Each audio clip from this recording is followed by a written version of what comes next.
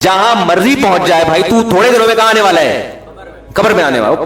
تھوڑے دنوں کو پتہ بھی نہیں ہے کب آئے گا. کیوں اتنا باپ بنا لیا اس کو؟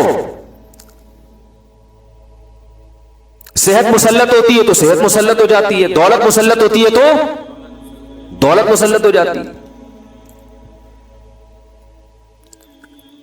شہرت اور عزت کی چاہت مسلط ہوتی ہے تو وہ مسلط ہو جاتی ہے. مشہور ہونے کا شوق، پاگل والی حرکتیں کر رہا ہوتا ہے مشہور ہونے کے لیے. ایسے بھی یوٹیوب پہ آپ کو لوگ ملیں گے، مشہور ہونے کا بہت شوق ہے، سمجھ میں نہیں آ رہا کیسے ہو جائیں ہم. ارے یار مشہور ہو کے کیا ہوگا؟ تھوڑے دن میں مر جاؤ گے. جتنا بھی مشہور ہونا، جنازہ پڑھنے کے بعد 2-4 دن یاد کرتے ہیں، اس کے بعد بھول جاتے. تم اپنے باپ کو لوگ یاد نہیں رکھتے تو مشہور آدمی کو کہاں سے یاد رکھیں گے؟ اتنے بڑے بڑے مشہور لوگ پیدا ہوئے، اور ایسے ایسے مشہور لوگ دنیا میں پیدا ہوئے ہیں نا کہ ان کے پہ لوگوں نے جانے دیے ہیں. جب ان کا قصہ ختم ہوا تو مارکیٹ سے ان کی شہرت بھی ختم. اور مرنے کے بعد مشہور ہونے کا فائدہ بھی کیا ہے؟ مشہور اگر آپ دنیا میں ہو گئے تو آپ کو کیا فائدہ اس سے؟ فرعون اتنا مشہور آدمی ہے نا، یہودی بھی جانتے ہیں، عیسائی بھی جانتے ہیں، مسلمان بھی جانتے ہیں. یہ 3 قومیں تو بہت اچھی طرح سے جانتی ہیں. باقی ہندو بھی جانتے ہیں ہم سے سن کے، سکھ بھی جانتے ہیں ہم سے سن کے. میرا خیال ہے دنیا میں 4-5 آدمیوں کے علاوہ سب جانتے ہیں فرعون کو. کیا ہوا بھائی؟ فرعون کہتا ہوگا یار میں کسی جھونپڑے میں رہتا، کسی جگہ میں چوکیداری کر کے زندگی گزارتا، خدا کی قسم زیادہ اچھا ہوتا. فرعون تو سمجھ رہا ہوگا اسٹرگل اور محنت کر کے میں مصر کا بادشاہ بنا، اور یہ ہوتا ہے. ایکچولی اس کو اصل میں اسٹرگل کی ہے، محنت کی ہے. میری بچپن سے میری ماں کا میرے سر پہ ہاتھ تھا، اور جہاں بھی میں گیا میری بیوی میرے ساتھ کھڑی ہوئی تھی. ہر کامیاب آدمی کے پیچھے ایک بیوی کا ہاتھ ہوتا ہے، تو 4 بیویوں کا ہاتھ ہو جائے تو سوچو کہاں پہنچے گا وہ. تو اسٹرگل ہوتے ہوتے میں یہاں تک پہنچا. فرعون سے کوئی جا کے پوچھے تو فرعون کہے گا کاش میری قسمت میں ہوتا، میں خریدتا ایک کھوتا، بس ایک میرا گدھا ہوتا اور کچھ نہ ہوتا. کبھی تو سوار ہوتا، کبھی میں سوار. بس ہنسی خوشی زندگی گزر جاتی، مجھے دنیا میں کوئی نہ پہچانتا. یہ جو آج چترول لگ رہے ہیں، النار یعرضون علیہا غدوا وعشیا، قرآن کہتا ہے آگ ہے جس میں صبح بھی جلایا جا رہا ہے اور شام کو بھی. ویوم تقوم الساعہ، اور جس دن قیامت قائم ہوگی، ادخلوا آل فرعون اشد العذاب، کہا جائے گا اس سے بھی زیادہ سخت عذاب میں فرعون کو داخل کر دو. وَيَتَحَاجُّونَ فِي النَّارِ، اس وقت کو یاد کرو جب یہ آگ میں چیخیں گے، چلائیں گے. فَيَقُولُ الضُّعَفَاءُ، فرعون کے جو ماتحت درباری تھے اور جو اس کی رعایا تھی، وہ لوگ کہیں گے رَبَّنَا هَؤُلَاءِ أَضَلُّونَا، اے اللہ ان لیڈروں کی وجہ سے ہم اس آگ میں جل رہے ہیں، اس لیڈر کو ہم نے فالو کیا تھا. فَآتِهِمْ ضِعْفًا فَآتِهِمْ عَذَابًا ضِعْفًا مِّنَ النَّارِ، اے اللہ اس کو دگنا عذاب دے. قَالَ لِكُلٍّ ضِعْفٌ، اللہ کہے گا اس کو بھی تمہیں بھی پورا عذاب ملے گا، اس لیے کہ اس کی دعوت پر تم نے دل سے لبیک کہا ہے، مجبور ہو کے لبیک نہیں کہا تم نے. مجبوری کے حکام تو یہ ہے کہ وقال رجل مؤمن من آل فرعون یکتم ایمانہ، فرعون ہی کے دربار میں ایک شخص مسلمان ہو گیا تھا، مجبور تھا، ایمان کو چھپا لیا تھا اس نے. اس کو اللہ نہیں جہنم میں ڈالیں گے. کوئی غیر مسلم کہتا ہے میرے ماں باپ کافر ہیں تو میں مجبوراً کافر ہوں، میں اسلام قبول نہیں کر سکتا، مجھے مار دیں گے. بھائی اسلام نے آپشن دیا چھپ کے مسلمان ہو جاؤ، کتنا بڑا آپشن دیا اسلام نے. دل سے آپ مسلمان ہو جاؤ، چھپ کے کلمہ پڑھ لو، دنیا کو نہیں پتا کہ آپ مسلمان ہو، لیکن اللہ کی نظر میں آپ کیا ہوگے؟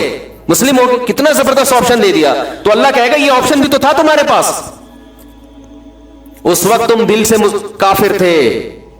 کیوں؟ تمہیں حکومت فرعون کے پاس اور موسیٰ کے پاس حکومت بھی نہیں اور پیسہ بھی نہیں.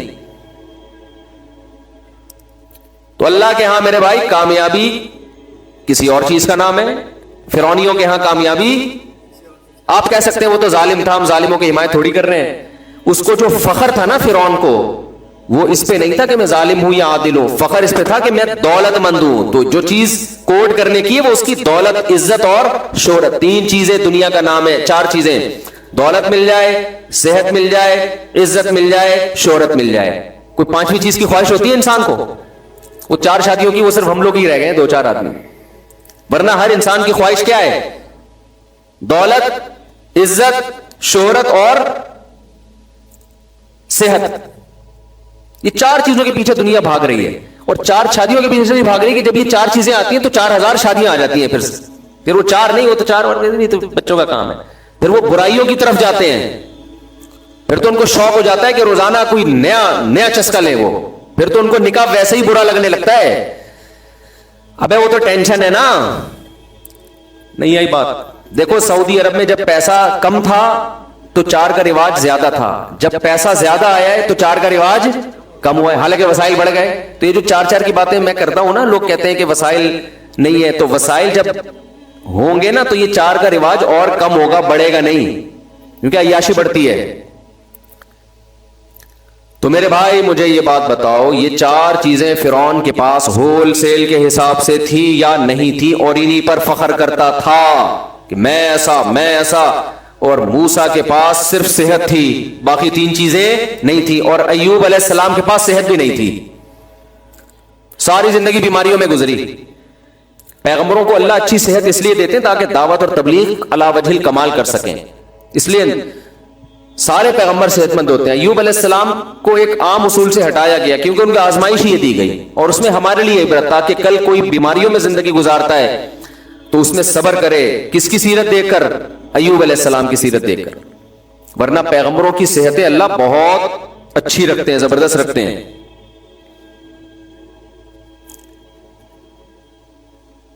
तो आपका हदफ जब मेरे भाई आखिरत होगा तो फिर आपके लिए इस दुनिया की हैसियत 2 टके की नहीं रहेगी। मिल जाए बहुत अच्छी बात है, नहीं मिले सब्र। आज जितने डिप्रेशन के मरीज आपको, स्ट्रेस के मरीज दुनिया में नजर आएंगे, सारे इन 4 में से किसी एक चीज की कमी की वजह से एहसास कमतरी का शिकार होंगे। हाय ये उसके साथ ये हो गया, हाय मुझे पास तो कुछ भी नहीं है, हाय मेरे पास तो कुछ भी नहीं है, हाय मेरे पास तो कुछ भी नहीं है, हाय मैं तो गरीब हूं, हाय मैं तो बी से बेगैरत हूं, हाय मैं तो फलाना हूं, हाय मैं तो यूं। ये टेंशन होते होते उसके दिमाग को क्या कर देती है? खराब। मुसलमान की खुशी दौलत में नहीं है, मुसलमान की खुशी दुनिया को मुसाफिर खाना समझने में। ट्रेन में जा रहे हैं, छका चीजें आ रही है ना। अबे भाई ट्रेन का बचपन का सफर बड़ा मजे का होता था, खिड़की वाली साइड पे बैठते थे। हमारे तो बहन भाइयों में फड्डे होते थे, खिड़की वाली जगह नहीं मिली, जो बैठ जाता था उसको उठाने में कई घंटे लगते थे, उसको घसीटते थे हम, उठ भाई मैं बैठूंगा। तो उसमें क्या है, सफर में इंजॉय करता है ना आदमी। आज ये आ रहा है, फिर वो दरिया आ रहा है, डगडम डबडम, जो नहीं पुल पे से गुजरती उसका अलग, मिट्टी के घर आ रहे हैं, गाय भैंसे दूध मिलाती आ रही हैं, फिर शहरों में दाखिल। तो ये बड़ा एक क्या आता है, इससे सफर को बस इतना ही इंजॉय कर सकता है आदमी, इससे ज्यादा सफर को लिफ्ट कराएंगे तो टेंशन बढ़े। आपने मजीद लिफ्ट कराया कि खिड़की इतनी अच्छी, सीट इतनी अच्छी, तो मैं यहीं बैठूंगा, क्या ये मुझसे छूट जाएगी? ये टेंशन है भाई, ये भी टेंशन। वो देखो उस वाले डब्बे में, वो बोगी में वो बर्गर खा रहा है और हमें अभी तक बर्गर नहीं मिला। वो भाई मंजिल का सोच के, हम तो चूंकि नानी के घर जाते थे ना, कराची से हम जून जुलाई की छुट्टियों में नानी के घर जाते थे सरगोदा। हमें खुशी इसकी नहीं होती थी कि ये वाली, इसकी भी होती थी, इतनी ज्यादा नहीं, ज्यादा खुशी इसकी होती थी कहां पहुंचने वाले हैं, नानी के घर। खुला खाएंगे ते नंगा नहाएंगे। ननियाल में इंसान बिगड़ता है, ददियाल में संवरता है, रिपोर्ट है ये। ददियाल वाले थोड़ा सा वखरी टाइप के होते हैं, उनकी तरबियत की फिक्र ज्यादा करते हैं, और ननियाल में ममता ज्यादा होती है ना, वो खिलाने को ज्यादा फोकस करते हैं। तो बचपन में मशहूर था कि बच्चा ददियाल में सुधरता है, ननियाल में बिगड़ता है। तो हम जो है साल के 10 महीने सुधरने के लिए रखे हुए थे, अब्बा ने हमारे 2 महीने बिगड़ने के लिए, कि ये भी ऑप्शन होना चाहिए ना, खाओ पियो। तो वहां जाके फिर हम खाते पीते थे। और पहले जमाने में लोगों के दिल बड़े थे, नानी के यहाँ बच्चे आगे ठहर जाएं तो मामुओं को एतराज, खालाओं और मामुओं को एतराज नहीं होता था। अब चूंकि 2 बच्चे ही अच्छे, अपने तीसरा बच्चा जो लाने के लिए तैयार नहीं है, वो अपने भांजे भतीजों को 2 महीने के लिए स्टे करने देगा? तो ये फैमिली प्लानिंग वालों ने दिल क्या कर दिए, कंजूस बना दिए, छोटे दिल। जो तो अपने तीसरे बच्चे को इसलिए नहीं ला रहा कि खर्चा होगा, वो भांजे भतीजे या किसी बेवा से शादी करके उसके यतीम को पाले। ये सब चीजें मार्केट से शॉर्ट, ये जो इसकी अखलाकी बुराइयां जो सोसाइटी में आ रही हैं। हम तो 2 महीने जाके ऐसे रहते थे, सुबह ना ऐसे होलसेल का नाश्ता बनता था। और ये जब जून जुलाई की छुट्टी, अगर कोई शादी ब्याह हो गई, फिर 4 महीने पहले जाके पड़ जाएंगे। ठीक है ना, उसका अपना मजा है भाई। لوگوں کی آمدنیں کم تھی، دل اتنے بڑے بڑے، تو ٹائم ہی نہیں ہے کسی کے پاس. تو خیر، تو ہمیں منزل کی خوشی ہوتی تھی. تو انسان کی نیچر ہے بھائی منزل کی خوشی. تو آپ کی منزل اگر اچھی ہے، اعمال اچھے ہیں، برائی ہو جاتی ہے، توبہ کی توفیق ملتی ہے، تو لائف کو کیا کرو؟ انجوائے. ٹھیک ہے نا. ہمارے حضرت مفتی رشید احمد صاحب رحمہ اللہ اتنے خوش رہتے تھے. دیکھو بڑھاپے میں تو انسان کی ٹینشن بڑھ جاتی ہے کہ اب یار اب تو میں دنیا سے چلا جاؤں گا، اب تو یہ ہائے میرے بچوں کا کیا ہوگا، ہائے میرے. ہمارے حضرت کا جیسے جیسے عمر بڑھ رہی تھی ہم دیکھتے تھے حضرت کے چہرے پہ خوشی کے آثار کم ہونے کے بجائے بڑھ رہے ہیں. اور اس کی خوشی کی وجہ سے صحت اور اچھی ہوتی چلی جاتی تھی. اس کی وجہ سے صحت کیا ہوتی تھی؟ اور اچھی. ڈاکٹروں کو قریب نہیں آنے دیتے تھے، بس ان کو یہ پتہ نہیں کیا مسئلہ تھا حضرت کے ساتھ. حضرت کہتے تھے میری عمر ہو گئی ہے 78 سال، میں اگر بیمار ہو جاؤں تو مجھے آرام سے مرنے دو گھر کے اندر، ہسپتالوں میں مجھے لے کر مت جاؤ. اس میں حضرت یہ کہتے تھے کہ اگر کوئی، حضرت کی اپنا نظریہ تھا، میں یہ نہیں کہہ رہا کہ میں اس نظریے سے متفق ہوں، ڈاکٹر لوگ پریشان ٹینشن میں آ جائیں گے، بولے ہمارے خلاف باتیں کر رہے ہیں، تو میں حضرت کی بات نقل کر رہا ہوں. حضرت کہتے تھے کہ حضرت ساری زندگی ڈاکٹروں سے دور رہے. کمال کی بات یہ ہے. اور ایسے سلم اسمارٹ تھے، اتنا اونچا قد تھا، اور ایسا چہرے پہ بڑھاپے کے آثار نظر نہیں آتے تھے. 78 ایئر میں بھی فٹ فاٹ بالکل، کوئی شوگر نہیں، بلڈ پریشر نہیں. ساری زندگی ڈاکٹروں سے دور رہے. میں ڈاکٹروں کے خلاف نہیں ہوں بھائی، ہم بھی ڈاکٹر ہیں. ہمارے کل آج فجر میں اتنی اچھی گپ شپ ہوئی ڈاکٹر صاحب سے. تو میں حضرت کا ایک کانسیپٹ آپ کے سامنے، ان کا یہ نظریہ تھا کہ تمام دوائیں بچوں کی پہنچ سے تو دور رکھو، تمام بچے بھی ڈاکٹروں کی پہنچ سے. لیکن میں آپ کو بتاؤں، بچہ بیمار ہو تو چائلڈ اسپیشلسٹ کے پاس لے جائے گا. زیادہ فنڈر بننے کی کوشش نہ کریں، ہر آدمی کے حالات ایک جیسے نہیں ہوتے. تو حضرت کا یہ تھا ساری زندگی ڈاکٹروں سے دور. تو حضرت کی وصیت تھی میں جتنا بھی بیمار ہو جاؤں مجھے ہسپتال لے جانے کی اجازت نہیں ہے. یہاں تک تھا کہ اگر کوئی ایمرجنسی میں خدا نخواستہ کوئی دہشت گرد نے حملہ کیا، زخمی ہو جائے، پھر تو ایک الگ بات ہے، لیکن بیمار ہو جاؤں تو مجھے لے جانے کی اجازت، یہ وصیت.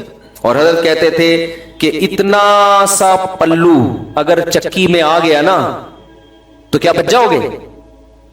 آپ گھر میں اتنا سا پلو آیا ہے، وہ اتنا سا اکائی ہوتی ہے، اس کے بعد وہ آپ کی قمیض کو کھینچتا ہے، پھر پورا آپ کو آہستہ آہستہ کھینچ کے کیما بنا کے نکال دیتا ہے. فرماتے تھے جو ڈاکٹر کے پاس چلا گیا تو پوری زندگی اب وہ ڈاکٹروں کا بولو اب نہیں تھی. وہ کہتے تھے آپ گئے کہ مجھے یوں ہے تو وہ دوا دے گا تو وہ ٹھیک ہو جائے گا، اس کے بعد کچھ اور تھوڑے دنوں میں شروع، پھر وہ ٹھیک کرنے کے لیے گئے تو وہ ٹھیک ہوگا، پھر کوئی تیسری چیز شروع. تو ایسے ہوتے ہوتے تو وہ اپنی صحت کا ان کی مینٹین ایسے رکھی تھی، بیمار ہوتے ہی نہیں تھے.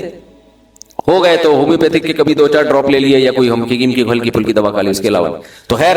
لیکن آپ جائیں، آپ فنٹر بننے کی کوشش نہ کریں، تو کوئی صحیح ڈاکٹر ہو کوئی. تو میں یہ عرض کر رہا تھا میرے بھائی، ہدف کو متعین کرو. ہمارا ہدف دنیا نہیں ہے، ہمارا ہدف آخرت ہے. پھر اللہ کی قسم اس کا سب سے پہلا فائدہ کیا ہوگا؟ آپ کو اللہ زندگی کی خوشیاں دے گا. ہمارے حضرت کو جیسے تھا نا بڑھاپے میں کہتے ہیں بس جانے والے ہیں دنیا سے. تو کسی نے کہا حضرت اتنے بیمار ہو گئے تو مر جائیں گے ہاسپٹل. فرمایا تو مر جائیں گے تو اب 78 میں بھی نہیں مرے تو پھر کب مرے بھائی؟ اب ننیال آ جائے جلدی، کیا خیال ہے؟ کہتے ہیں لیکن یہ بڑوں کے سوچنے کی چیز ہے، آپ کے سوچنے کی چیز یہ نہیں. آپ نہ اپنے نانا کو جا کے بول دیں کہ نانا اب آپ 80-85 کے ہو گئے، اب ایسا نہیں ہے. ہمیں یہ حکم ہے کہ بھائی ابھی تو نانا آپ نے دیکھا کیا ہے، 85 کیا ہوتا ہے. بڑوں کے سامنے ان کے ادب کا تقاضا یہ کہ آپ ان کو بچانے کی پوری کوشش کریں. ہمارے ایک جاننے والے تھے، انہوں نے ہمارے نانا سے یہ الفاظ جا کے کہہ دیے. ان کی عمر تھی 90-95 سال ماشاءاللہ. تو ان کو جا کے کہہ دیا کہ ہم نے سنا ہے کہ اس عمر سے پناہ مانگی گئی ہے. اب ہم نے کہا